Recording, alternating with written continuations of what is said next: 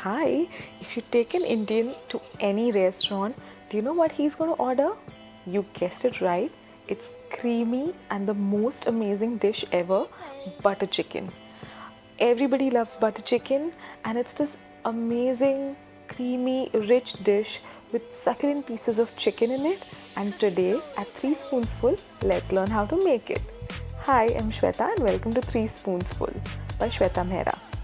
So to make butter chicken at home, we are going to use just simple basic home ingredients. But today we are going to see butter chicken with a special secret ingredient. So there are two secret ingredients to this, and this recipe is by my mother-in-law and she makes fantabulous butter chicken. So let's get started.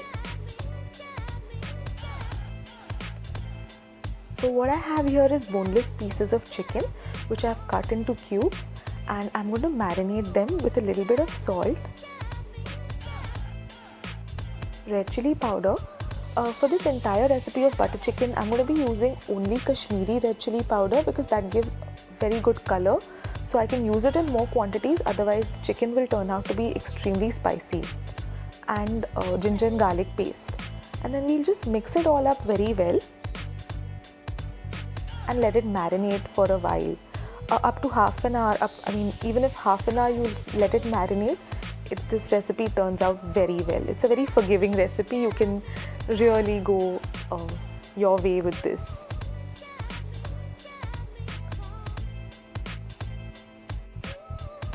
So now after the marination of chicken, we are going to have this recipe in two steps.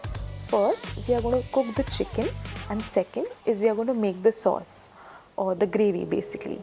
So to cook the chicken, I've just heated up a pan and I'm going to add the chicken to oil that I've added in the pan.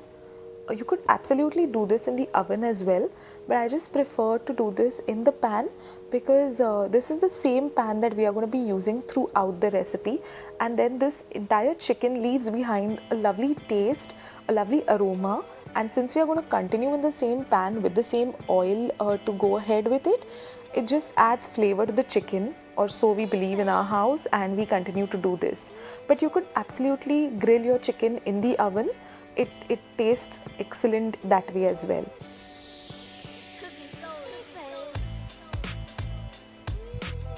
And when I say fry in oil, it doesn't mean deep fry. It's just a basic like saute it in oil and let the chicken pieces cook nicely.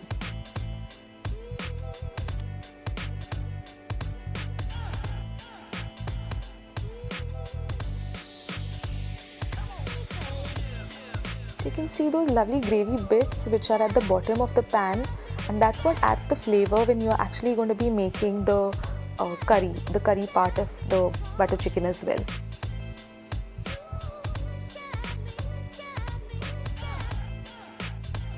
So now I think my chicken is pretty done, and I'm going to remove my chicken out. It took me around 10-12 minutes for the entire chicken to cook. Depending on the quality of your chicken and depending on the size of the pieces of the chicken, it might take more or less time. Before cubing my chicken, I also did pound the chicken down. So that is another reason that my chicken cooked a little sooner than others. So I'm just going to remove the chicken in a plate and leave it aside. And believe me, this chicken is really tempting. It's yummy to eat as is, but resist from eating it because you need it in the gravy later. So now to the same pan, I'm going to add butter, and that's where butter chicken gets its name from. And to it I'm going to add chopped onion. This onion can be roughly chopped, it can be sliced, it can be minced, it can be anything, because later we are going to puree the whole thing together again to get that creamy consistency. So we are just going to cook the onion a little bit, don't make it brown or anything, and then add the tomatoes.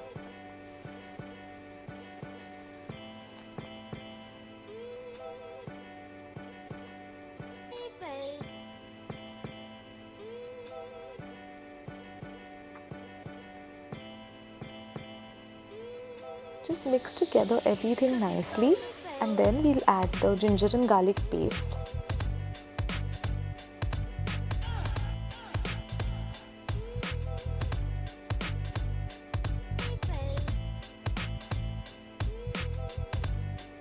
we need to saute everything together properly and ensure that the tomatoes soften down.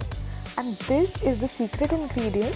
This is gram flour or besan, and we are going to add that, and that gives the entire gravy a lovely taste. It just lifts up your gravy, and this is what makes it so creamy and smooth, and it tastes beautiful because of it. So now I'm going to close the lid and let it cook for a while. After about 7 to 8 minutes, I wanted to check whether the tomatoes are done. But I just felt that they needed to soften up a little more, so I'm covering and cooking it again. Now the tomatoes are pretty soft, and at this point I'm going to add in the cashew nuts. If you add in the cashew nuts in the very beginning, they just start turning extremely dark brown and sort of get burnt in the whole thing, and then the gravy gets a very different color and taste, which is why you add the cashew nuts towards the end and just let them get incorporated a little bit with your tomatoes and onions.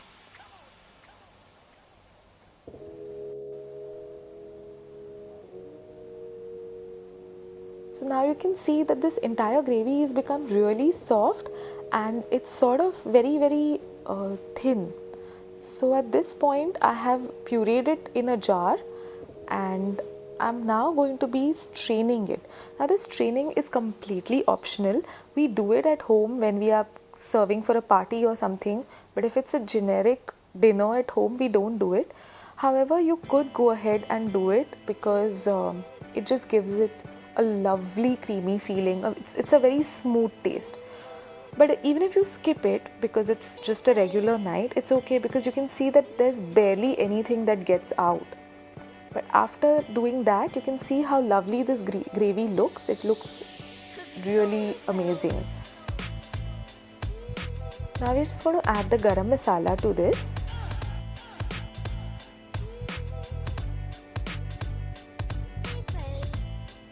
Red chili powder,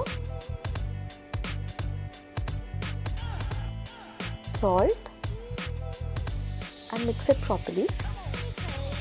The red chili powder, as I mentioned before, is again the same Kashmiri red chili powder. It gives this a lovely color without making it too spicy. And this is the second secret ingredient. It's tandoori masala. So instead of putting tandoori chicken, which is what is done in restaurants many a times, you actually just add the tandoori masala to the gravy, and it just tastes like excellent butter chicken that you would eat in a restaurant or something. Mix it well together, and just as you see a little bit of boils coming, you add in your chicken. Now at this point, your gravy and your chicken, both items are pretty well cooked, so you don't need to wait very long. This is pretty ready. It's just that your chicken will absorb a bit of the gravy now. And then this is cream. Mix it all thoroughly together. Let the cream incorporate nicely. Enhance your butter chicken to another level completely, and make it like finger licking good. This butter chicken is really something that people demand when they come to our place. The last thing you put in your butter chicken is kasuri methi or kasturi methi, and I've just actually scrunched it up on my palm and I have put it in. Let's give this whole thing a good mix, and the butter chicken is quite ready to be served. So now the gravy is thickened up a bit, and obviously the chicken was cooked, so that's not what I was waiting for. So I have plated it here, and I've just garnished it with a little bit of kasuri methi and a little bit of cream. And this butter chicken is gorgeous. It is going to be the best dish that you will taste. It's really something else. We do hope you give this recipe a try and let us know how you like this butter chicken. And I have served it over here with some whole wheat naan that I have prepared. If you would like the recipe, do comment below. And this entire combination is a winner. So please do like, share and subscribe, and hit the bell icon for notifications.